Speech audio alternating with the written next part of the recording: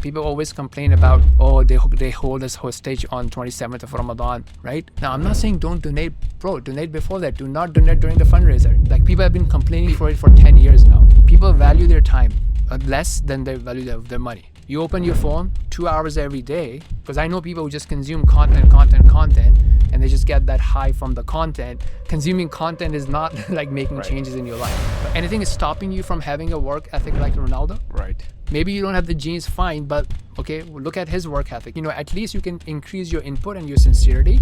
Output is in the hands of Allah, but I'm accountable for my inputs. Yes. I'll be similarly rewarded as Sam, even if I don't have 8 figures or 10 figures, what have you, but I have good input and good intentions. Brother Zubair, how are you doing?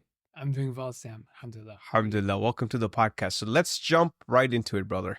I want to ask you a question. Let's say, imagine you are in Burj Khalifa. You're in the elevator. Aren't we there already? You're in the elevator and you're going to level 154 from the ground floor. Mm-hmm. And there's only another young man with you, a young Muslim entrepreneur. And he asks you, and you see that he has the potential. He's making some money. Mm-hmm. He's hustling. He's grinding. But he has not met his full potential yet. But he's coachable. He wants to learn. He wants to grow financially, spiritually. And he asks you, Brother Zubair, so what do you do? Yeah. How would you introduce yourself? And you have up to level 154. Oh, that's a long time. I don't know how fast the elevator It's under 2 minutes, let's say, with the stops and everything. It's pretty fast. Got it. Yeah. So I would usually say that day job wise, professionally, I'm into cybersecurity. So looking at different attacks, nation states, this, that, figuring out what's going on in the world and how can we make the world secure, and also understand how different nation states are operating in the cyber world.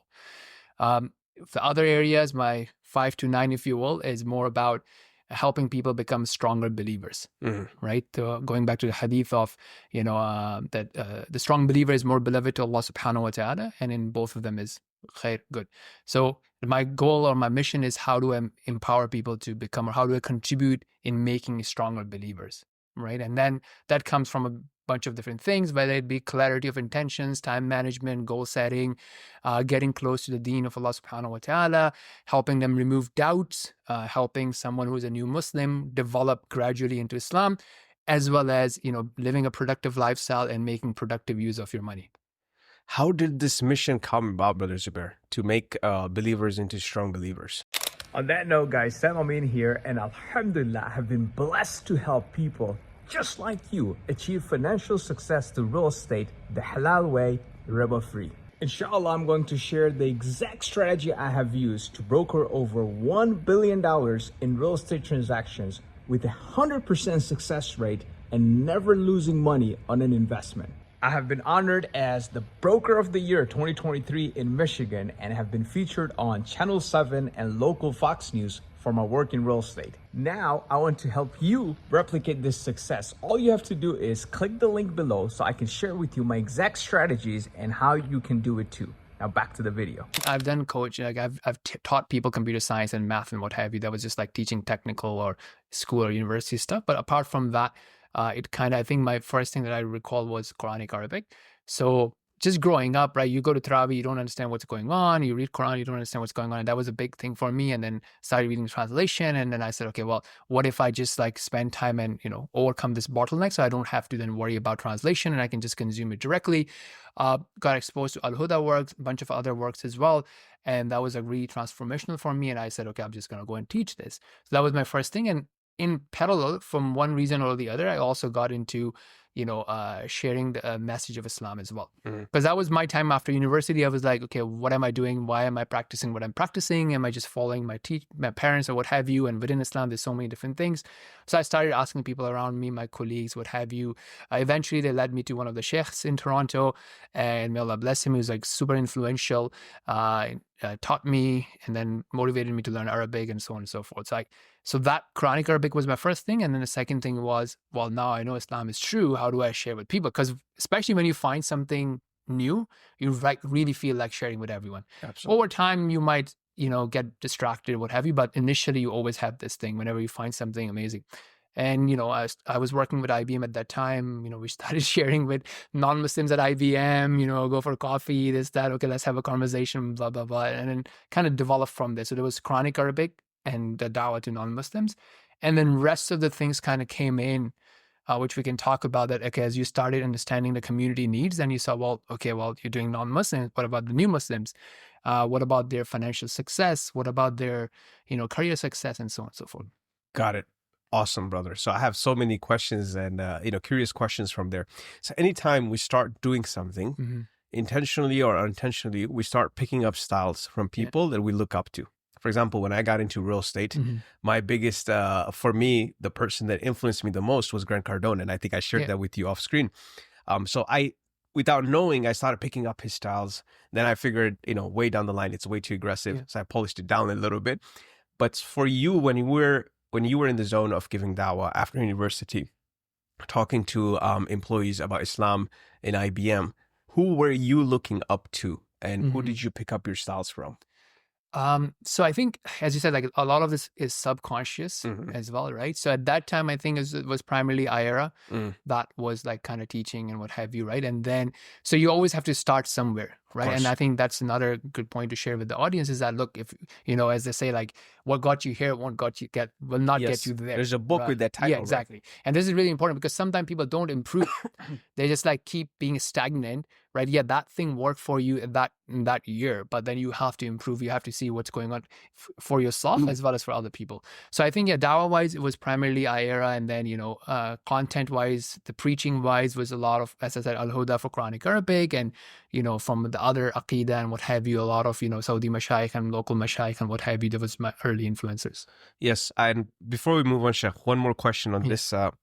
Were you confused at any point, like what shuyukh to follow? Because that sometimes becomes a big fitna. And I know probably you started a decade ago, if I'm not wrong. At that time, it was even a bigger fitna, right? Online, like there's too many opinions, this, that. I think the back and forth has reduced a little bit. So how did you come about to your conclusion? Like which are the scholars you're following and whatnot? Yeah. So, okay. So for me, I think initially it was basically time after university, right? You kind of have this all window of opportunity, like, okay, well, I don't have to go and do my assignments and be in the classes, what have you, have a job, what have you, but you relatively have more time. I think at that time you're just going through this transition. And I came across, for me, one of the most influential thing was Sheikh Bilal Phillips. He did a series on fundamental of Islamic studies. Yep. And I was like, oh, wow, Islam is so deep. I didn't know that, right? Because he talked about Aqidah and then the fiqh and the hadith, Usul hadith. Is the series on digital member? No, that's like very old. I don't want to date myself. It's pretty old. Right. And I don't think YouTube was even a big thing at that time. Right. And that stuff is another story which we'll mention in another topic. So anyway, so that kind of like, I'm like, oh, wow, this is great. And then, so for me, initial question was, because he kind of talked about some of the things which are important, but not as important that I thought they were important, right? The fiqh differences and what have you. But that actually triggered me to think that, why am I following what I'm following, right? So this question of who to follow, that actually was my initial trigger, right? That, okay, this is one way he's teaching. That's not how I have learned Islam growing up. Right. Which one is the right one, right? And then I started talking to people and then, kind of just listening, right? How do they choose and what have you? And then, as I said, like that led me to one of the teachers in Canada, for those of you who know, it's called Quran and Sunnah Society, Sheikh Abdul Monaim. It's really amazing, right? And the reason I'm mentioning this is if you have access, go to him. He's not a popular YouTuber, but heavyweight. Usually those are the best that's ones. The thing, exactly, right? But if you go, you talk to him, you're confused about something, boom, you're going to get like gems. Right? Really heavyweight, deep content to help you solve that problem that you're going through. Right. So alhamdulillah, that was a big thing to direct my studies. And then, from there on, and obviously I think one of the most important thing, obviously in life, which I say to non-Muslims as well, is relying on Allah, right? Or for non-Muslims, I said just making dua to God. And being sincere that, okay, I want to follow the truth. I'm not tied to a masjid or group, this, that, whatever. I want to follow the truth and having that sincerity and then trusting God and doing your best. Because obviously it's learning, right? It's like learning over time. You tweak your teachers. Okay, mashallah. So you started your dawah journey. Ira was a big influence in your style and everything. Who are some of the people you were meeting at that time in the dawah scene? Oh, from a teacher's perspective? Yes. No, I mean, that's it. I just started doing it, right? So, I mean, I'm more of action, less of learning, right? Because sometimes it's like you don't want to be like overthinking as well. Right. So, class, you learn the style, what have you, start doing it once you have enough of it, and then you see what challenges are coming, right? Because obviously, whenever whatever you learn when you go and do the thing, when you actually hit the ground running, you will see that the world is different. Right. Right. And then you figure, okay, I am now running into this And problem. that's the best way. That's the best way. Yeah. But you don't want to be like just jumping in as well, but it has to be a balance, because I know people who just consume content, and they just get that high from the content. Consuming content is not like making changes in your life. They get the dopamine hit just by Exactly. consuming content, by not by doing. It's better than nothing, definitely better than just like random TikTok scrolling for sure. Right. But as I said, like, yes, and now you've left nonsense on TikTok to useful content, right? So this thing, okay, what got you here, but it won't get you there. So now you take that content, you apply it. Right. Okay. Another interesting point you mentioned just from your first introduction. So your 9 to 5 is in cybersecurity. So I'm assuming you have top clearance with the government and things like that. No, I mean, so I haven't so because I've been working with corporations, right? So my first was IBM, then Microsoft, Dell, recently CrowdStrike, and all these are corporations. You don't need clearance. The top clearance, because you're not working for the government. Exactly. Yeah, Okay. you're working for enterprise clients, so you're good. Yeah. Got it. Okay. So that was your 9 to 5. So that definitely financed your, let's say, passion or hobby, whatever you would want to call it, the 5 to 9, which is making believers into strong believers, right? My question, Sheikh, and this is where always I get a little confused, or I'm curious actually. Someone wanting to pursuing dawah full time or pursuing it full time right now, what are their potential income? Like, how are they financing it? Number one. And number two, it's the same question, but subpart to it. If they don't have a solid path, isn't it easier to sometimes get tempted with opportunities, quote unquote, where you're really bending the rules and you're taking advantage of the trust and the amana people have placed on you? Yeah. Yes. So I think I have a few observations that we had, right? So I think at that time, in my time, the love for seeking knowledge was relatively also higher than what I see today. In general, maybe wrong, what have you, doesn't matter. That's an observation. And one of the things that people were doing is that, okay, I'm just going to go away to Middle East and then learn Arabic or what have you, and this and that. So one observation that I had, and I did some math around it, is if you look at your entire year and you look at your typical 3 weeks vacation and your weekends and your evenings, it turns out that, even if you're doing a full-time job, which most people don't do that, you still have like almost 4 months of free time within a year. Wow. I've never done that, Matt. Yeah. That's amazing. So which means that, okay, even if from that 4 months, you say 50-50 for leisure, family, you still have 2 months. Right? Long a lot time. can be done. Yep. Right? So you can technically learn Arabic, you can technically pursue your goals while being here. Okay, that's one. Second thing is, it also gives you an idea of like, what do you really enjoy, right? Because one of the things, inshallah, we'll talk about, for me, input is way more important than output. Of course. And we'll talk about what I mean by that. So right now, for example, let's say if I didn't have to work for money, if I had like whatever, like a passive income coming in, I don't think I'll be 100% in dawah to non-Muslims. I don't think I'll be 100% in dawah to new Muslims. So you have to be true to yourself. What would you be in? I think I'll just do what I'm doing right now. I like this diversification in my life. I like to have cybersecurity. I like to have dawah. I like to have new Muslim. I like to have business.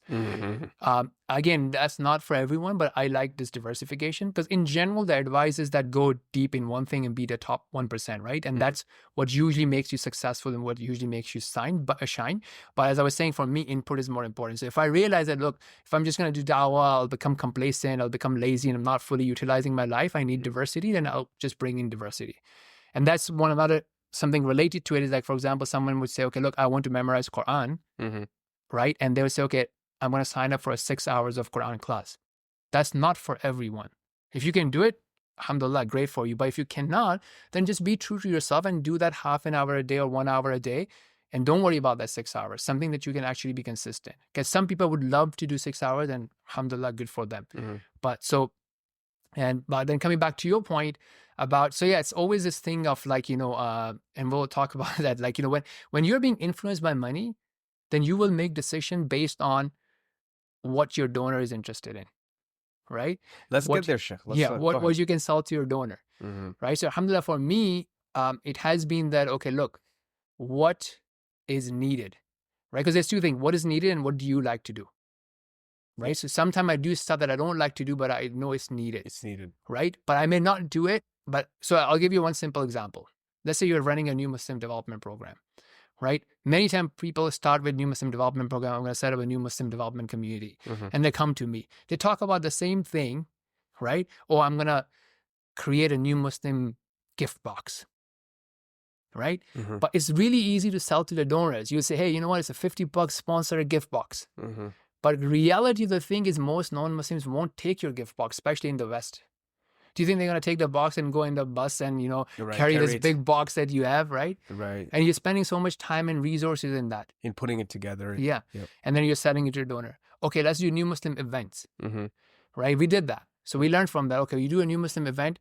Anybody who does a new Muslim event, go and check how many new Muslims are coming, right? So what's the point of doing a segregated event for a new Muslim? Right? Because sometimes it's like obvious things that people do, and sometimes they do stuff because it's easy to sell. Sometimes they do stuff because that's what they enjoy Can doing. be packaged well to the donors. Yep.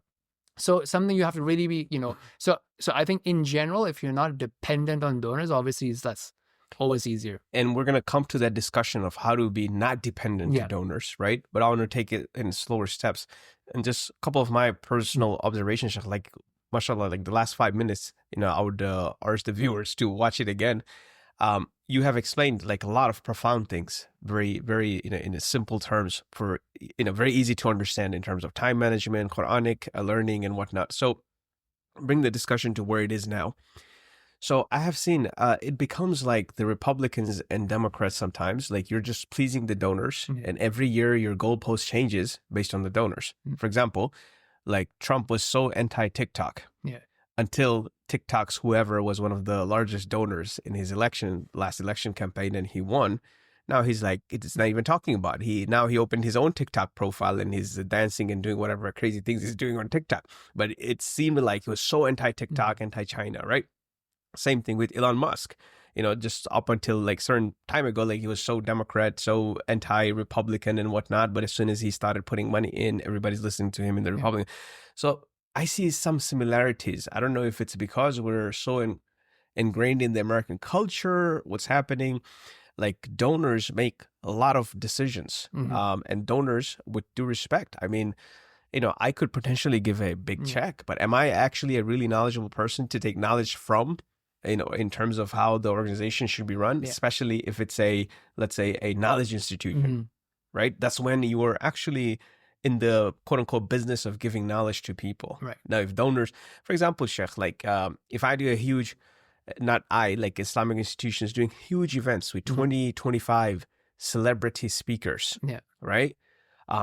And with each name, probably one of those donors are coming just to see that personality, and they're giving money. But is it actually helping people? You know, that's just one example. And there's so many examples I see, and I question, like, where is this heading? Who's your ideal customer profile? Is it actually the students or is it the donors? And I think it gets mixed. What do you think? Is my observation right? So I think specifically talking about these charitable organizations, I think this comes down to three things, right? One is, look, I always tell people that, look, at the end of the day, today, like let's say you and I don't think, you know, if we're not running any charitable organization, we are responsible for our salah and our zakat, our family, what have you. Now, if you start taking my money and saying, oh, give it to me for the sake of Allah subhanahu wa ta'ala, give me your zakah, give me your sadaqah, now you have taken an additional responsibility. So many charities, the directors, the management, what have you, and may Allah protect us all, as whoever is listening, it's a reminder that, look, you are now taking this additional responsibility. From what I've seen behind the doors, the goal is not usually the effective use of the money, right? So you are, mashallah, a real estate investor. If I give you my money, what's the goal? To profit. To make me highest maximize returns, your right? returns, yes. Right? I don't care about, like, you know, where you get your coffee from or whatever, who you're entertaining with. And let's say if you have your investment fund, right? And you are growing your fund. I'm not an owner in your fund. So I don't want to pay you for marketing. Right. You want to grow your fund? Use your own money. Right. I want to see, okay, what is the return you're going to give me for my 100,000, for my million, what have you? Right? So they're interesting. I know where you're going, Chef. So interesting. So they would be thinking about, like, okay, well, you know, I'm not judging anyone's intention, but what I've seen behind the doors is like, okay, well, we are like $1 million charity, or we are a $10 million charity. You know, Fulan is like 20 million. You know, UK has this much money. Canada has this much money. Let me open a branch there. Let me increase my marketing. Let me do this, blah, blah, blah, right? Like, it's not, because Allah is not going, and this is where I was saying about input, not output. Allah is not going to ask you about what was your output. Were you like $1 million charity or $1 billion charity? Was going to be like, what was your effectiveness ratio? What did you do? And we'll come to that. Again, so it's about input and the quality of the input. So that's one, the mindset of the directors, right? The second area that I have in this is donors to be smart. Like sometimes, we are too naive. And Islam doesn't ask you to be stupid. We as in the donors. Yeah, donors of the community, right? Yep. Hold your donors, hold your charitable organizations accountable, right? Understand what is going on. So if I were to quickly summarize, as a donor, first and foremost, if you're living in the West, make sure you get your tax receipts. Because if you don't do that, you're leaving 30-40% money on the table for the government. Yeah. And then we all know the government tax policies. And what are they doing with the tax money? Exactly. Yep. So, and this does not take away from your intention. If you think it does, take this 40% and give it back into donations. Yeah. Right? Yep. Second thing it does, it puts the money on the books. Cash is not something easily traceable. Once you do it with a card or bank or whatever, now it's on the books. Yep. Third thing is understand what's going on and ask them deeper questions, because that's another thing I've seen behind the doors is that, well, no other charity is talking about it. Donors are not asking about it. Why do we need to give them details? Right? So you and I, like if you're a simple donor and you just ask what's the overhead, what does overhead mean? Overhead means different things to different people. In the government language, overhead is different. As a donor, overhead is different. You are asking a simple question, like simple questions. If I give you $100 for feeding the orphans, for example, how much money is getting into the food for the orphan, right? Or how much worth of food will the orphan get? Yeah, straight question. Yeah, right? Because everything else is fluff. Very specific, yep. Right? And then now you can compare apples to apples, right? So if Sam is doing something for you and he can say, look, from your $100, $95 is I'm going to get $95 worth of food. And this is my food. I'm not getting overpriced food. I'm getting rice, chicken, what have you. And $5 is going there, whatever. Right? Now, the second, someone else can say, well, $70 is going. Someone else will say, I don't know how much is going. Right? So then you can compare apples to oranges. The second thing is if it's zakat money, right? And zakat, Allah Alam, check with your scholars, right? Even if I say something, it means nothing, but check with your scholars, right? That you trust. So if I'm giving $100, if I owe $100 of zakat and I give it to you and I know that you will only give $90 to the orphan, for example, who is responsible for that $10? There's a conflict of interest. You will say this $10 is also zakat eligible. Is it? Everybody can open a zakat shop and take your money and say, oh, this is also zakat, right? So I open, right? So that's not how it should be. But again, do it with your own due diligence. Oh, it's so deep. Yeah. Like, I don't know how many people are asking these questions, though. I've never heard this. Well, the reason being the third thing now. Okay. Right? And that is, again, not judging anyone, influencers. Okay. If the sheikh that you trust, right, who is teaching you how to pray, who is doing your nikah, and so on and so forth, and comes and does an advertisement with a charity or organization. Well, I don't know if they should do that or not. That's a different thing. But most of the time, if you ask the sheikh, have you done the financial due diligence of this charity? They say, no, I just trust the people. And especially if he's being paid, there's another conflict of interest now. And sometimes he may not even have the competency to do the due diligence financially. Because that's another thing, by the way, we have an issue with the community. They think that an imam should know everything. I'm going through a marriage problem. Sheikh, help me. Well, is he qualified to help to do you? marriage counseling? Yeah. Yeah. Right. Or is he qualified to tell you which charity is most effective? Especially while there's so in summary, like the board, the directors need to have good intention. The donors need to be more mature, and that will push the bar higher for charities. And the third thing, the influencers and the du'ats, I mean, they can potentially consider when they're making videos, but at the least, consumers should be aware that, hey, if my sheikh is making a video about a charity, doesn't mean that he's endorsing it. Right.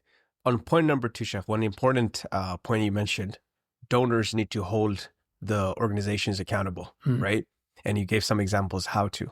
Now, if donor is asking, let's say, January, that, hey, I just donated, I need the receipt of the donation, and now it's a December, and let's say I still have not gotten the receipt, and it actually happened with me.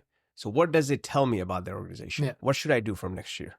I mean, there could be two scenarios, right? I have constantly followed up. Yeah. No, I mean, there could be two scenarios. One is the organization is good, right? Your money has been utilized properly. It's just that they don't have admin staff to deal with it. Okay. Right? Okay. So it could be like a genuine scenario, but they just don't have like operations are not Yeah, because put together. somebody needs to pay them, right, at the end of the day. Mhm. Or they need to have good tools, which are available now. So they should reach out to me. I can set them up. This problem is solved now. It doesn't need a human element to it. Mhm. But yeah, it happens to me all the time. Okay. See, that's another thing, right? So I'll give you an example of, an institution I'm close to, right? And then again, the same thing, right? Like, what is their goals? Sometimes their goals are different from the goals of the congregant. So I know, for example, an institution, right? For me, most important role of a masjid, and I know people would be like, okay, this is an old mindset, whatever, is salah, right? If you're not fixing my salah experience, what's the point? Thank you, Sheikh. Yeah. The reciter is horrible. I don't care how many weekend programs. Exactly. Reciter is horrible. The salah times are not clear. Like, especially me being in new Muslim space, or you go to a website, you don't know what time is salah. Right? This is like 2024 we're talking about, right? Okay, for me, alhamdulillah, I have the flexibility to work from home, right? So I go in my calendar, I put on my calendar that, hey, you know what? I'm not available. I just block it out so nobody books meeting, right? I don't know when the salah is changing 2 days before the salah is changed. This is 2024. You don't need that, right? So if your priority, if the board's priority, a manager wouldn't do that. If the board's priority is that I want 100 top-notch salah experience, then you will fix that. It's not acceptable in 2024 that you don't know when is salah happening in March or April or May. I should be able to block off my calendar for the whole year. Right? Other small things like that, sometimes there's a conference happening, right? How many times a conference is happening? Now you come here, people are waiting for the salah. Yeah. Delayed salah. Yes. This is Canada 2024. You cannot do that, right? There are taxi drivers coming in. I'm coming in. I have a meeting, this, that. Like, alhamdulillah, we are like international people. We have meetings in different time zones, right? Right. What do I do? Leave my salah? Or some people would just pray by themselves. Yes. Right? So again, now, because why? This is not going to drive you money. You run a conference, it's going to bring in money. It's going to bring in audience, right? You focus on your social media, it's going to help you grow, right? The brand. So what is your priority? What's the priority of the board and so on and so forth? I don't know why we're talking about, but yes, this is the whole point of like, okay, what is they lose sight of the ideal customer. Yeah. I think it just boils down to that. Yeah. Well, I guess because now they're driven by, as you were saying, like, who is going to pay me more? Correct. Or who's going to get me more audience? Right? Yep. But if your job is amazing experience for the salah, that's what you should be measured on. Now, you were going to say a second point, Sheikh. So you mentioned it could be the lack of admin. Oh, yes. Oh, yeah. Lack of admin so it's lack of admin / professionalism. Or it could be like, what else could it be, right? Like, purely they don't want to show on their IRS or the tax returns, maybe. I mean, if it is their bank account, then it's hard, right? Like, if it wasn't a cash transaction, if it already hit it's their a bank. check. I gave. Like, If it's a check that got cashed, then yeah. So yes, the second point is this, right? That not caring about, because, okay, look, so let's say if they're 2 full-time employees or 2 part-time employees, and board mandate or their mandate, because I think one of my managers used to say, look, your parameters, what you measure will really drive the behavior of your employees. So if they are being measured on how much donation that they're collecting, and there's no measurement of customer service experience or whatever, then yeah. Right? Like, let's say if you are a full-time job and your board or your manager only cares about you making in more revenue, one donor being upset, whatever, they wouldn't prioritize it. So there's 2 things. One is like they really don't have staff. The other thing is they're distracted. So that was my example of the salah example. Yes. Right? That, okay, it's important, but it's not important for the manager. It's not as important for them. Yep. Yeah. On the third point you mentioned, which is the influencers. Yeah. So I'll ask you questions and to genuinely learn. So sometimes I know the arrangement is when they go to fundraisers, the influencer imams or celebrity scholars or wherever it might be, they're getting commission on the amount raised. Okay. So if that's not disclosed to the general public, is it okay? I don't know. I'm genuinely wanting to know. And if it's disclosed, then does it become okay? Or should that practice be completely abolished? Like, what are your take on that? So I think, well, personally, I think it should be donor driven, because I've like banged my head with the organizers. It doesn't go anywhere. So now I'm like, okay, let's focus on the donors, right? So there's many things that donors don't like. So I personally would not usually donate on a fundraiser. Really? Yeah. Because I know now there's a conflict, right? I feel dumb. I should have consulted with you sooner. There's a value, because there's a hadith, right? You can be that encouraging, people can be inspired that, mashallah, Sam is be able to donate 6 figures or whatever. I should make money so I can donate 7 figures, whatever. So there's this element, alhamdulillah, true, right? But now, as you said, like, I don't want to encourage that behavior. That you are bringing in a fundraiser who is talking for 1 hour, and I don't know what his commission structure is. So I personally don't do that. Wow. I'm not saying people shouldn't. As I said, like there's no, I don't think there's one right way. I personally don't do that. Second thing, people always complain about, oh, they hold us hostage on 27th of Ramadan, right? Now, I'm not saying don't donate, bro. Donate before that. Do not donate during the fundraiser. Do you think the organizers will do this thing if all of the masjid boycott said that, okay, if you do a fundraiser on 27th night, we're going to pray our Taraweeh, we're going to leave. I don't want to be sitting here 1 hour. But they do it before Taraweeh, Sheikh. Yeah, exactly. Yeah, no, yeah, and not even before. They'll do it in the middle. In the middle, Yes. yes. Right? So khatam versus this, that, right? Yeah. So, you know, it's like people have been complaining for it for 10 years now, right?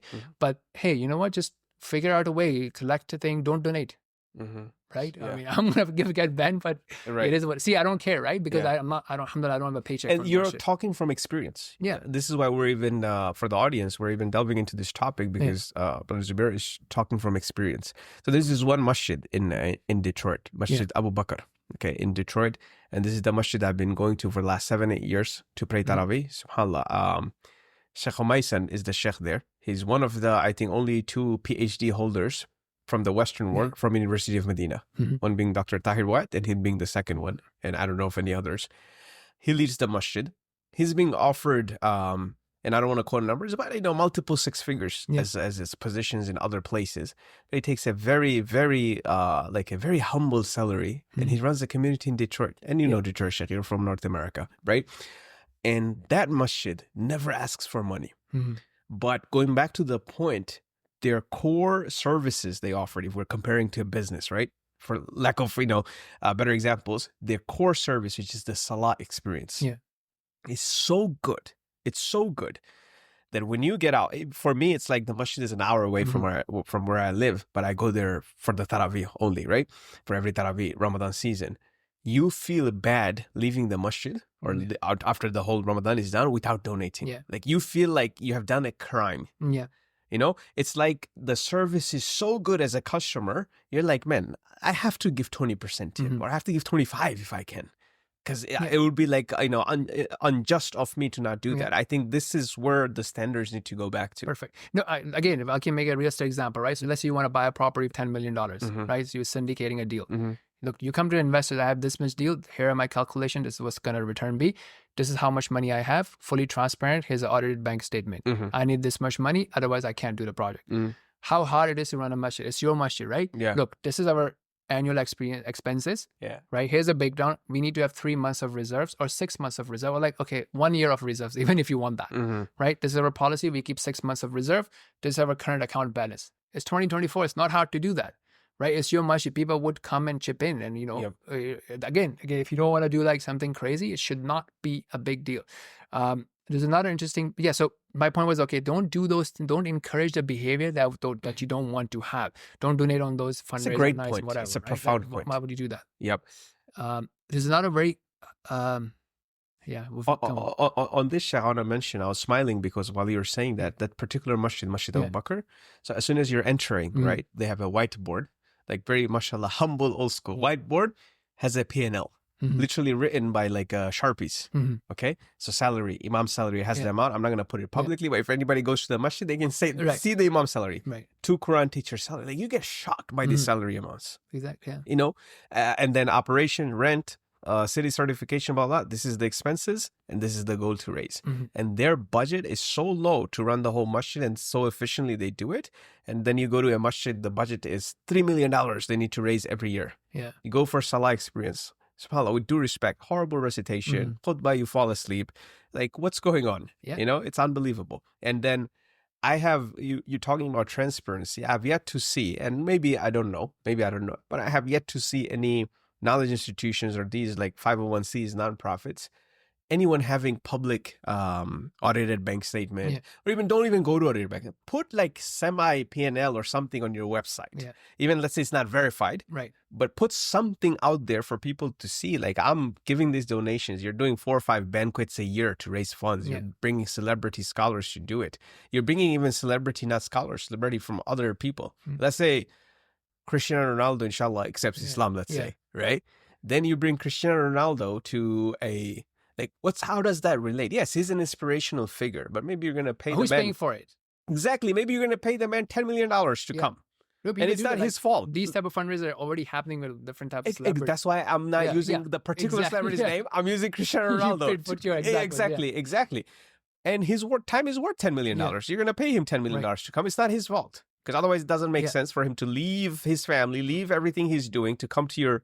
Then who does it serve? It's just a flex. It's just a marketing flex for your branding. And who's paying for it? Like you said, Sheikh. Yeah, go ahead, carry on. Yeah, so that was my thing. Like, if you're a donor, like, make sure you know that, okay, if I'm paying for this, then I'm only paying for this. Yeah. Right? You want to figure out, you want to bring in Ronaldo or somebody else, because you figure it out on your own. Or you charge these people this tickets that they... Yes, and that should cover for everything. Yeah. There shouldn't be any additional fundraising for the Exactly. event. Yeah. Right. And if you want to do it, like, look, if it's our organization, whatever, we really believe in it, we want to pay for it, Ronaldo or donors want to pay for it, that's what I'm saying. Be transparent. Like, let them know what they're paying for. Right. If I'm paying for you to invest in a property and make me returns, then just do that. Right. Don't grow your company and your social media using my funds. Right. That I'm saying. Because again, if I give you $1 million, I want to see $1 million property bought and construction done and what have you, right? Of course. What you do to grow your fund, that should be from your share. From your management fee. Exactly. That shouldn't be from my fund. You don't charge me that. Yeah, and that's how exactly all the syndication funds are run. Even when you read Grant Cardone's $4 billion right now, syndication funds, when you go through his P&L, it's very simple. 1% from acquisition, 20% when he disposes from the capital appreciation, and 1% every year for management. That's it. And from there, he's flying his private jets, he's doing his events, whatever he's doing to get more attention. Okay, and to do... Now I remember. Thank you for saying it. Jazakallah khair. I'm just looking, look, every year, these guys are finding new stuff. And you can see the passion or anger, whatever it is. This is my pet peeve, right? The new stuff in the last 5 years or 3 years has been some charity comes up with it and everybody has to follow. What is it? Last 10 nights of donation. Automate your donation, right? First of all, the last 10 nights are not about this. Okay. B, do you know as a donor how much it costs you to do that? Like, if you're doing these 10 transactions automated, it's not free. Right? It's costing you 2%, 3%, whatever. So you are better off giving a check if you want to and save 3%. And like, people who know numbers, 2-3% is a huge number. Yeah, of course. If you're talking about management fees, imagine if someone is charging 1% versus 3%. Would you go with them? No, I wouldn't go with that fund. Yeah. Absolutely. So what is this thing? Like, people, what is automate your donation, this, that. Okay, do you know how much it costs to automate your donation? Right? The charity is not going to tell you, because that they want to sell you a dream or whatever, and then they get the money. It doesn't matter what the cost is. Imams advertise it. I asked Imam, do you know what happens when you do automated donations? They don't. Wow. So Sheikh, now that we have identified all the problems, we have discussed the problems, the IDS method, what's the solution? So what in your mind is the solution to it? Not that we're going to accomplish it in this podcast, but something to try solution, for. Obviously it's like two solutions, right? I think donor education and better examples, right? So like I was telling you, but like, here's my personal plug. We have started a program, 100% donation policy, something very simple. We feed people. We buy, we feed people. We don't hold your money. We don't have $1 million bank balance. You donate, the money is spent in a few days, right? At most a month, right? Right now we can say a few days, but depending on when you're watching it, maybe a month, right? But we'll tell you, 100% we have marketing expense, but it comes from our supporters who believe in the project, right? We don't take your money for marketing, right? We share, we're transparent, whatever. That's one example, right? So now, the reason I'm saying this is now I can tell people, look, you want to do a food program? This is how I'm doing it, right? Why should I give to your food program and have like 20% cut or whatever, right? So that's one thing, like create better examples. The second thing is donor education, right? Because when donor questions, a lot of these charities are just coming in for donor money. They will just like get filtered out. Right. Sheikh, I know you're being humble. You showed me how you do your the project that you're doing. SubhanAllah, like they put the donor's name on the food boxes, right? And they do daily videos, right? Sheikh, like the reels you post on your channel to show like, okay, we got 500, let's say, boxes, and Mr. Khan, I saw, donated, let's say, 100 boxes. So Mr. Khan's name will be on 100 boxes, and he's seeing these reels every day. Like, I donated 100 food boxes, and this is where it's going. It's there. MashaAllah, which is great, and we're going to post the links below. But the donor education, okay? I have never seen a donor education workshop or nothing, unless I'm living in a complete different world. Well, that's the thing. Who is motivated to do donor education? Right? Yeah. If you are an influencer and you do this type of donor education, I don't want those happening. And do you think the charity will approach you for their fundraising? No. Right? And that's one of the main source of income for you as an influencer, as a chef. Because you're shooting yourself in the foot if you're doing that. Right? And then that happens, right? I mean, for me, and there are things that happen, right? Anyways, there's a brother who has actually started a project called Muslim Give. So look it up, Muslim Give. It's not perfect, but they're trying to do some sort of a scoring on different charities. Okay. So at least, they it's can, like the local halal meat scoring. yeah. So they're doing this sort of scoring that to help you see like where the charities are falling short. And when they started doing it, people were like, who are you to do this? What are your ulterior motives? Yeah, maybe he has ulterior motives, maybe, right? Doesn't matter, right? To me, he's providing a service, right? He's doing analysis, he's showing it to me. He's telling me what questions I can ask to my donors, to my institutions. So do you see that as your mission, Sheikh, to do donor education, take it to next level, go travel the world and teach people, like teach the donors? Do you see that as part of your gig? No, I mean, this falls under, making stronger believers, right? So I see so typically what happens is I see a problem that I personally am affected by, right? And I see, I can't fix it from inside, so I have to fix it from outside, right? I've tried behind the doors, doesn't work, so I have to do outside, right? So I have to create my because I see, like, if you go on my Instagram stories, whatever, there's a section called Smart Giving. There's also a section, Smart Giving playlist on my donors, because that's something I do focus on. And I've shown people that, look, there's like $10 million of Muslim money invested in ads and marketing. This is donors' money, $10 million among the top charities. Just ads of the charities. I mean, I don't know. I don't know that because they don't disclose that. So they will just disclose that fundraising and marketing. Whatever. Right. So it could be ads, and it could, by the way, it could be more than that as well. Yeah. Because as we were talking offline, there's a subjectivity on what you consider ad expense or not, right? Because CRA or the governments allow you to be flexible. But again, even if we take that number, this is Muslim money, right? Like, donation is our responsibility, right? I mean, you should be donating, let's say, whatever your budget happens to be. Inshallah, as you make more, I hope you donate more, right? Yes. But then if there's like 5 people just competing from your own for your money, and then they're using someone else's money. For the same cause, Sheikh. Like, what is going on? And then you as a donor also, without, like, subconsciously, you're also getting a little political here. Like, it hurts your intention. It happened to me, Sheikh. I'm just being very honest and upfront here. Like, 5 organizations reach out to me for the same cause. Same cause. And I'm that ignorant donor. I'm not asking those questions to find out, like, to compare apple versus apple and where's my highest, return, right? I'm asking. So what I'm seeing subconsciously, I'm thinking, okay, if I help this person, maybe there is a better connection for me in the future. Automatically, human nature, and I'm in business. So then I automatically, subconsciously donating to an organization that will probably in the future personally benefit me. And I came to these realizations last year, and it's been a big wake-up call for me in many things last year, and this being one of those things. And that's why I'm asking these curious questions, and we dedicated a whole segment on this. Now, Sheikh, moving on, right? On your examples, mashallah, you mentioned many examples of real estate, like real estate syndication, like you mentioned real estate examples, and you were very accurate on those examples. Like, sometimes people mention those examples just to, explain to me, but they're not accurate on their examples. But I get the point what they're trying to say. You're very accurate. So tell me, it seems like, and I already know the answer, but for the audience, it seems like you have lots of exposure to the real estate. So tell me if that's true. And if it is, how did that happen? So again, being in a community, right? So a lot of the projects, once you are trying to help people, you see what their real problems are, right? So people would come, we can't buy a house. Brother Zubair, do you know any organizations that's legit for Islamic financing, this, that, people looking for fatwa for the first mortgage, what have you. So you kind of see that everybody's talking about it if you're active in the community, right? And then I'm like, okay, well, that's one way of doing it, figure out some sort of Islamic financing. The other thing is, let's, come together and do something, right? Like, yes, I cannot buy a home myself, but I can buy with 10 people or 20 people. So, and then, alhamdulillah, so that was the intention. And then, I was mentioning to you offline, and I tried to find the right person to do that, right? So, alhamdulillah, we had a brother in our masjid, Dr. Reda, he passed away. May Allah have mercy on him. And, he helped us out. So he did the property management. He was living actually close to you in Windsor. So he would commute from across Toronto the border. Toronto to Windsor. And Windsor was, I think it still is, but especially at that time, was way more affordable. Right? You can get something for 100,000 or even less. And then you have like rental income of 10%, right? So we created a corporation, 6 or 7 of us. We worked with him, right? Obviously, and as you work, then you realize other bottlenecks, but you have to start somewhere. That's what I was saying, right? Okay, now there's some challenges, whatever, because every partnership would have challenges. Okay, let's resolve that, and you kind of go with that. So from there on, we partnered with another brother, and now we're doing something close to GTA. But essentially same idea. What is GTA? Greater Toronto? Greater Toronto area. Yep. So closer to the Toronto, like let's say 1 hour to 2 hours within the Toronto area, as opposed to 4 hours, 5 hours to Windsor.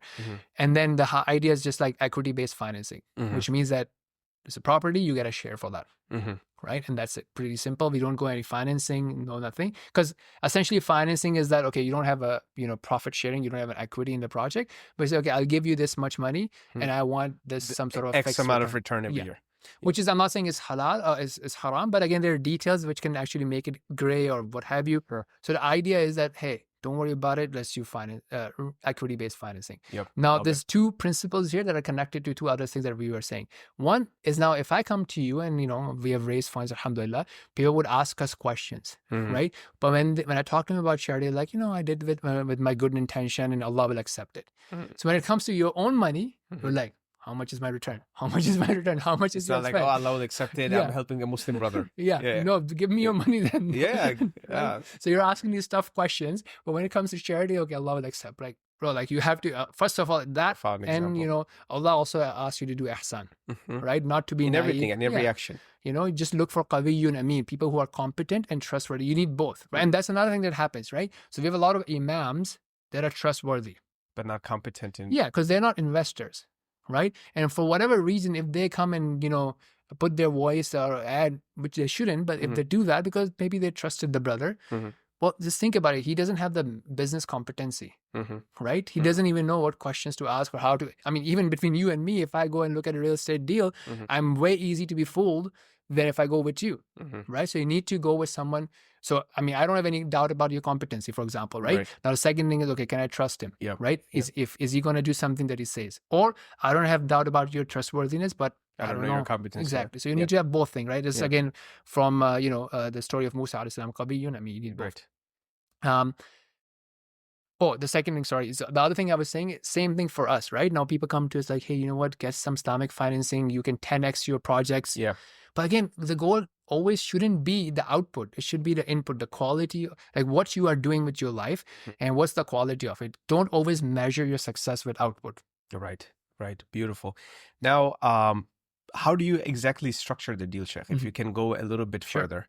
Yeah, so for us, again, very simple, straightforward model. So right now, obviously starting up, so we're like no admin fees, right? No management fees. And if usually, basically, yes, for those of you who don't know, I mean, sure, you should not be learning from me, take Sam's course or this webinars, because then you're going to learn proper thing, right? Yes. But just in a nutshell, obviously, there's usually two components. One is your admin fees, which is like 1% or 1.5%, whatever. That goes out regardless of profits. Usually. And then the second thing is profit sharing, which usually has what they would call a hurdle rate.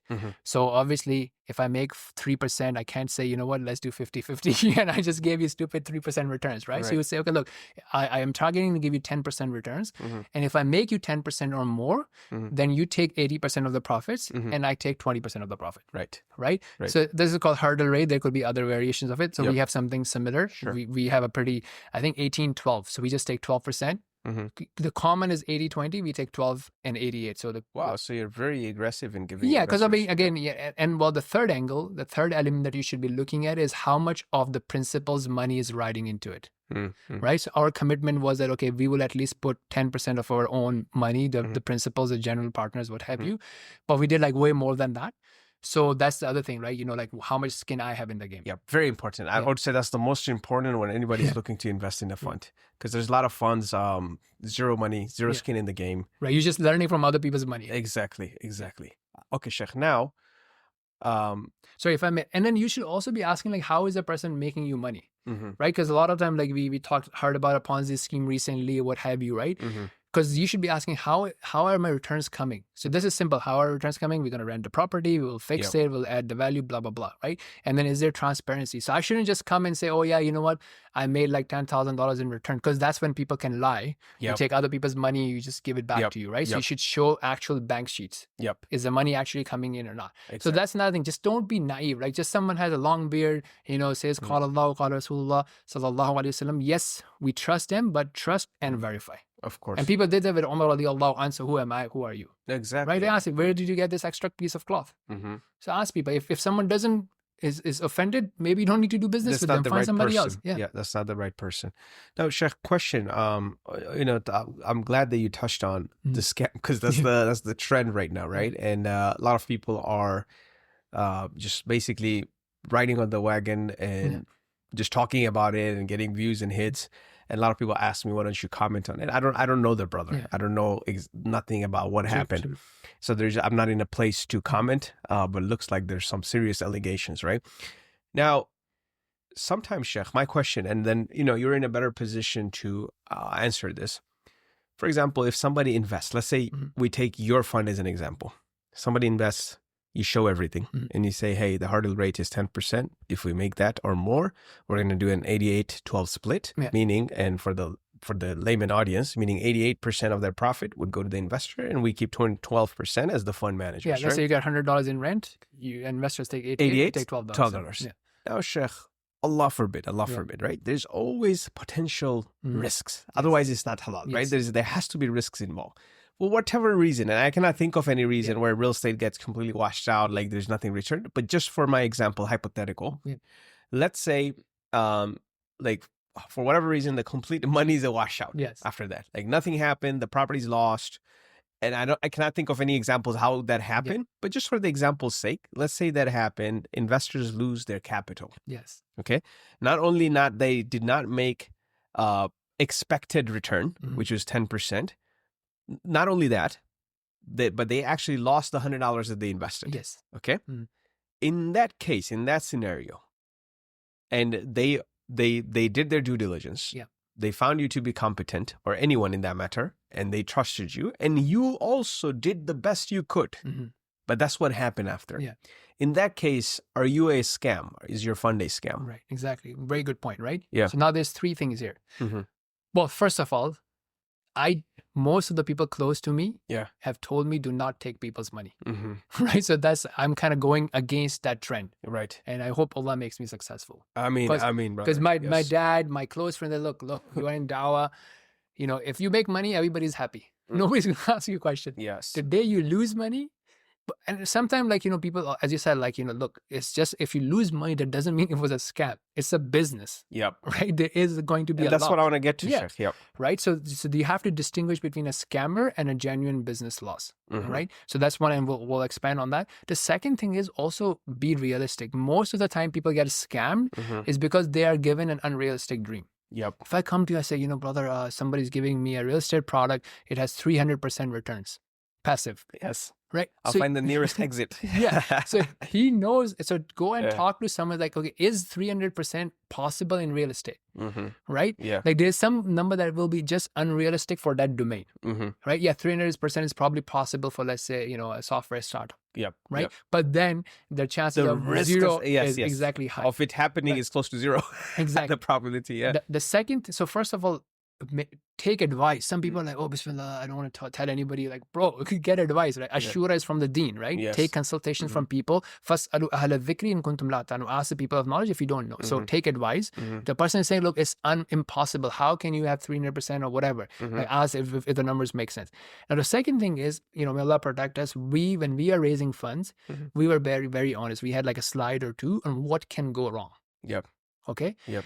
Now, I have seen Muslim fundraisers who do not do that because they think it's your job. So they will just show you the projection as they see it. Right. They won't show you the risks. Yep. Okay, you know what? I'm going to exit in 1 year. Right? It's been like 3 years, bro. What happened? Yes. So they didn't say the chances of me not exiting in 1 year is this. And this is these why. are the potential hurdles that can happen, right? So they don't do that, right? Or Bitcoin is going to go blah, blah, blah, whatever, right? So, but it also goes down too, right? So as a fundraiser, you should always be honest, right? That, okay, or you should ask the person that's fundraising, what are the risks, what are the chances, and so on and so forth. Love this point. Yeah. Love this point. And so we did that, even with real estate, like being one of the safest investment, lower risk, especially if you're not financing. Because if you're financing, you have a counter that's going on, right? You have to keep paying the bank for financial. If tenants don't pay for 2 to 3 months, you're in red. Yeah. Right. So, and then the third thing, which is what you were saying, look, it's a business, right? Things can go wrong. If the person was at fault, they didn't do their proper due diligence, they made a decision because they were lazy, then obviously if you have legal means, you should sue them, you should expose them because they became lazy. Yep. Right? Yep. But if they have a significant amount of money of their own and their families riding on that, it's very unlikely that they would become lazy. Yes. Like even more exactly. so. It goes back to the first point of how much can they But have. it can happen. Look, it's a business. There are like legit losses. Of course, and market disciplines lazy people. Yeah. Always market will discipline lazy people. So if it's a lazy sponsor in the real estate world, we call it sponsor, the person that's managing the fund. Of course, the market is going to discipline, things are going to happen.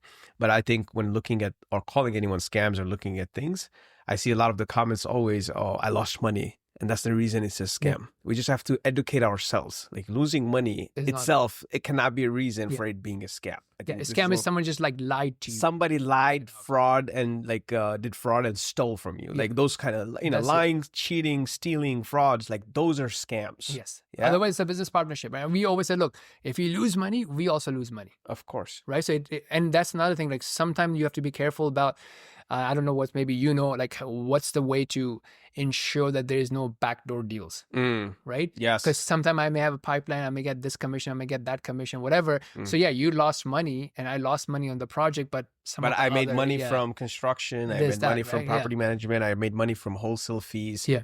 And these things that we're talking about, probably 70 to 80% or probably more, they're like, what did they just say in the last 20 seconds? I have no idea. That's why it's very important, like you said, to do trust. shura. Yeah, and to do shura with people that know. People that know, so they will come at things and right away point out stuff. Yes. And after doing like literally hundreds of contracts like this and dealing with 7-8 attorneys, top attorneys, like so many things you learn that you have never thought of. I've never thought of this clause. I've never thought about this happening. So it comes with experience. It just cannot happen, on your first deal. It comes with experience. Either you learn from your losses and lessons, or you learn from someone who's already, gone through that path. Very interesting, Shah. So what's your vision with the fund? Yeah, so the vision with the funds, so my goal is inshallah to create more funds with different risk portfolios. Okay. Right? So this fund, for example, is just going to be focused on real estate, right? And then the next steps is like to find better partners, right? Because obviously we have some sort of limiting scaling, and obviously when you add another 0 or 2 zeros to it, you need to find bigger projects to be able to do that. Like doing that's another thing, how consistent you are, right? Managing $1 million is different than managing $10 million, $100 million, right? Because now you need to do either more projects or bigger buildings and what have you. The second thing is to make it more, a registered fund. Of course, regulated. Right? Yep. Regulated because, there's lots of investments that are tax exempt, right? And even this round, alhamdulillah, may Allah protect us and keep us sincere. Many of the money that was coming in, I said no to it because you have to be sincere to the investor if you're doing it for that purpose, right? Because again, it's not my main thing. Like it's not my main source of income. And what am I going to get for 12%, right? And then whatnot. So the idea is like, okay, look, you can invest with me, but if you invest using this tax exempt vehicle, you can get more money or whatever. So don't, put it in there, whatever. So we want to be able to get to a position where we can get, registered funds, which is more tax lucrative for our investors and so on and so forth, and figure out better partners and so on and so forth. And then inshallah, if this goes well, to then also do something in the tax space and so on and so forth, right? Right. Because again, the idea is, look, people have money, right? And it doesn't matter how small or how large. At the end of the day, somebody is using your money. Of course. Right. So if you don't invest it, then banks are investing it for you and they're making it money. And mostly we would go, okay, I want 0% checking account, this, that. Yes, it's 0%, but someone else is leveraging your money. Absolutely. So it's much better that, even if very profound point that most of us don't know. And that reminds me, Sheikh, I think we covered it offline in our last week's meeting. For example, like someone like Elon Musk, $250 billion worth. Even he had to bend and bow and go to Israel and, do stuff after initially he was much more pro-Palestine, right? Why? Because he figured out that $250 billion just by himself is worth nothing. Yeah. You have to be part of a network, an elite network that can call these shots, right? And this is why I love when Muslims put money together. Of course, after everything we just have covered, we're not saying that put money together with anyone and everyone. Yes. After everything we have covered, competent Muslims, trustworthy Muslims coming together and doing these type of deals, doing these type of ventures, and this will go a long way. I'm so excited for what you have in store, and I'm sure there's a lot of things that inshallah we're gonna do together. Yeah, absolutely. Now, Sheikh, coming to a closer, right?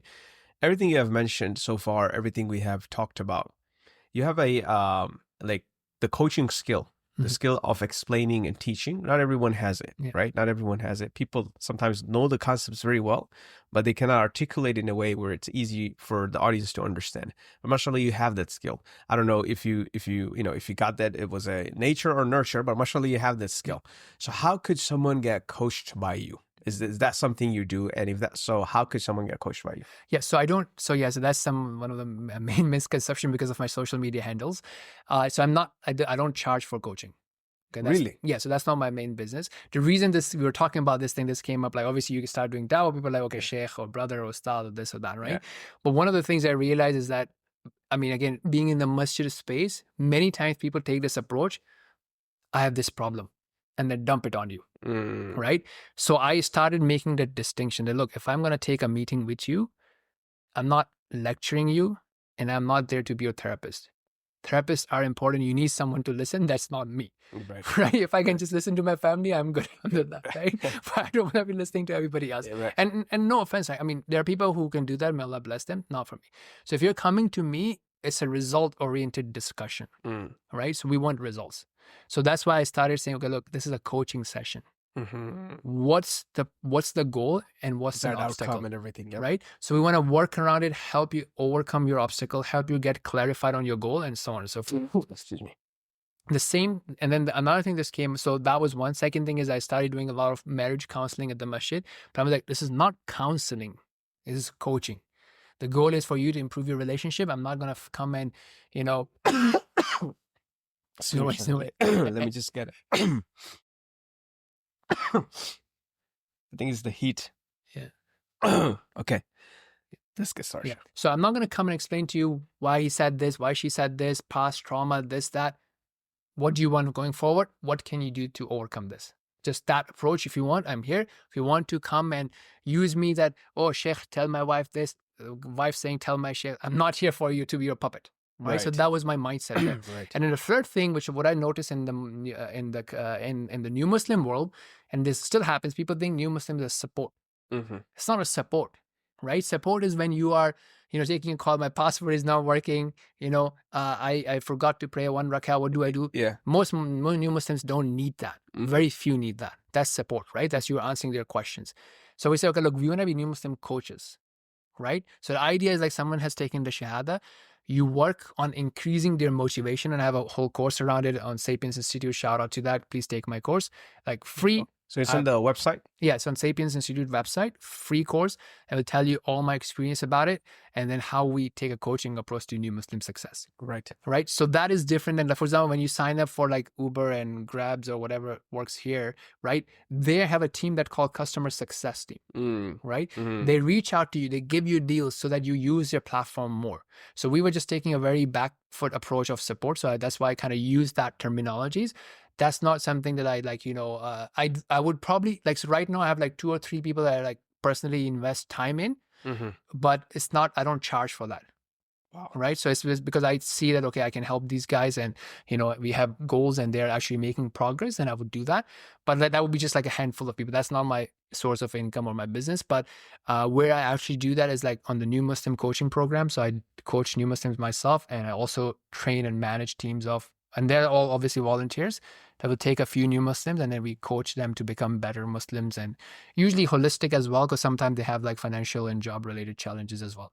Beautiful, Sheikh. So how many people would you say, just a ballpark estimate, you have coached so far in your decade experience? Probably like around 30, 40s, I would say. Like, yeah, because they come and go and what have you, right? So, yeah. And do you take them through a journey? Like it's a, how long is that journey? So it depends on, like, again, so it's mostly like the full holistic one, I would probably say under 10. Okay. Right. But the new Muslim, the journey is obviously to get them to pray 5 times a day, right? That's our one of our milestone. Pray the Jummah, pray, motivate them, help them learn and what have you. Right. So it kind of comes down, look, and that's my main message to the audience, is the hadith that we have that nobody will be able to move on the day of judgment until they've answered the 5 questions. Okay. And this is the highlight that I really want everybody to really think about. Because I do see that as ummah, because we talk about it, we complain this and that, but really, where is the strength of ummah? Right? There's something really bothering me, and that's why whatever coaching, strong believers, whatever, this is all connected to that. Because look, we are being puppets and we are being used Because right now people are making money from your time. If they can capture your attention, they're going to make money, right? So you have to be intentional of what you're doing with your life. And that will come to those 5 questions, right? And then look, right now I came from Indonesia and Philippines, right? This was a Canadian trade mission to increase trade with Philippines and Indonesia. So sometimes you look at some of these developing countries and see what the youth is doing, like the businesses that they're launching, what's going on. In Indonesia, maybe I'm wrong, I hope I'm wrong, but one of the observations was that even though it's a Muslim country, there aren't Muslim people in position of influence. Wow. I didn't see a lot of business. It's the largest populated Muslim country, right? But I didn't see, and my partner actually pointed this out to me, like, look, these ministers or these business people that we are meeting, it's a very few that are Muslims. Sounds like the old Bangladesh. Yeah, but like, what's going on here? Like, right? So is it intentionally they're not being given the chance or being marginalized, or because we are complacent and lazy, or what's going on? I don't know. I mean, that's just an observation. We need to figure out. So the 5 questions: what did you do with your life? And if you look at it in the side of Allah subhanahu wa ta'ala, and then people can correct me, it's more about intentions and efforts. It's not about results. Yes. Nuh alayhi salam, 950 years of da'wah with amazing intention, few results. Yeah. So it's not about the numbers, because sometimes people would maximize the numbers, compromise their values. Again, in all the topics we talked about, whether it be investment funds or charities or whatever. Allah wants clean, purity. Yeah. Sincerity, good quality, ihsan, and you actually using with your life. So you have 24 hours. Where are they going? If you are spending so I just give this example quickly, if I may, that look, people value their time less than they value their time, their money. Right? If I come to you, I say to you, hey, you know what? Can you give me $100? Let's go spend $100 on coffee shop. Okay, Starbucks is boycotted, so whatever. I don't know. Where do you guys go? Yeah. Like Chaiwala. Yeah. That's it. Downstairs. Sponsored by Chaiwala. Make sure we get a sponsorship. Anyways, let's spend $100 there, 100 dirham there. Tomorrow I come. Third day I come. Right? Now, if you have a goal like Zubair, what's going on, man? Like, I spend like 1,000 dirham a week with you on chai, or I don't want to do that. I will probably put in real estate, for example. Right? So, but what about your time?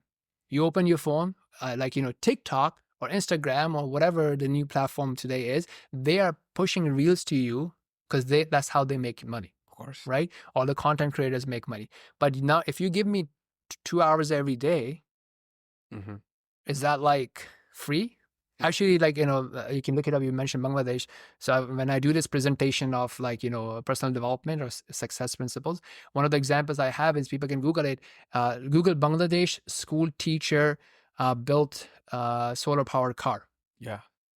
So I think he spent like 2 hours a day from his family, whatever, and then he built his solar powered car. Success story, yeah. So that 2 hours that you were scrolling, someone actually learned something and did something with it. So that's not nothing. We talked about if you combine everything, you have 4 months a year, even with a full-time job. So use that properly, because that's one of the questions. And the second question or the second connection there, which is more emphasized, what did you do with your youth? Because that's when you had more time. Yep. So life and then youth. And then the 2 questions which are related to what we were talking about when it comes to charities or investment fund, how did you earn your wealth and where did you spend it? And then lastly, which is also the reason, why am I here? And inshallah, may Allah protect us and keep us niyas sincere, is to educate people, right? What did you do with the knowledge that you learned? Wow. So you're watching this content.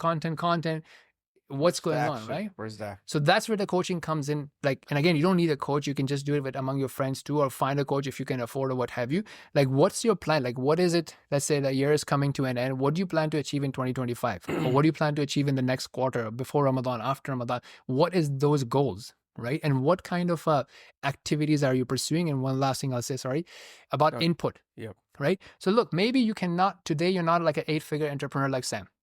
Right? But is there anything that's stopping you from having a work ethic like Sam? Nothing. Right? I say, okay, maybe you're not Ronaldo, right? We talked about him. But anything is stopping you from having a work ethic like Ronaldo? Right. Maybe you don't have the genes, fine, but okay, look at his work ethic. Can you put you have in control over the 3 feet around you? Yes. So you do that, at least you can increase your input and your sincerity. Output in the hands of Allah. I'm not saying that, look, if I work as hard as Sam, I will get the same thing. No, we don't believe that from our religion. But I'm accountable for my inputs. Yes. So from the side of Allah subhanahu wa ta'ala, yes, I'll be similarly rewarded as Sam, even if I don't have 8 figures or 10 figures, what have you, but I have good input and good intentions. Right. Powerful, Chef. This is super powerful. What are some of or any last advice you would leave our audience with which is mainly Muslims, mainly males. Last time I checked, it was like 94% male and mainly Muslim in the entrepreneur space. What's the last advice you'd give them? Yes, I think the first and foremost advice would be to obviously fear Allah, right? Just like an investor or donors or board is accountable for your thing, you are accountable for what Allah has given you, right? So be intentional about it. And remember that there are people who are after your money. There are people who are after your time and so on and so forth. So, and they will take it unless if you have an intention, right? So if I know that, okay, look, I have to go to this meeting, I have to achieve this thing, what have you, it's very unlikely for someone to get me distracted. But if I don't have a goal, then, you know, I'll watch this reel, I'll give $2 to Chaiwala, $5 to Starbucks, this, that, because I don't have a goal. Very reactive. Yeah. If I know, okay, I have a budget, I need to save $10 for investment and I have to pay these fees, then I don't have that flexibility. So you need to have a goal that you can do with your time. Make it exciting for yourself. Be true to yourself. Don't set it like something that, oh, I'm going to do 10 hours of hifz, but you know you can't. So just because it's the trend. Yeah. So do 1 hour, right? And then always be critical thinker. I think that's one of the most important things we do. Like, obviously, that's not to be suspicious of everybody, but be a critical thinker. I've seen that in you. Yes. Yeah, just because I said something, don't just follow it. Think about it. Stuff I said, is it true or not? Take advice. Ask somebody else, you know, what is it that I said wrong? Did I have any ulterior motives? I guess ulterior motives doesn't matter. Even if I have ulterior motives, that's not probably something you should be worried about. You should be worried about the ideas that I'm sharing and if they're true or not. Yes, subhanAllah. This has been sincerely one of the most powerful, jam-packed podcasts that we have had so far. And if you guys agree, and if you want to see a part 2, please comment below. Show some love to Coach Zubair. We're going to put all your information. Thank you so much for being so generous with your time. I know you just came from a flight and you have to catch another flight. I'm so happy that we were able to get it done. Thank you so much, Sheikh. Thank you as well. All right, salam alaikum. Like with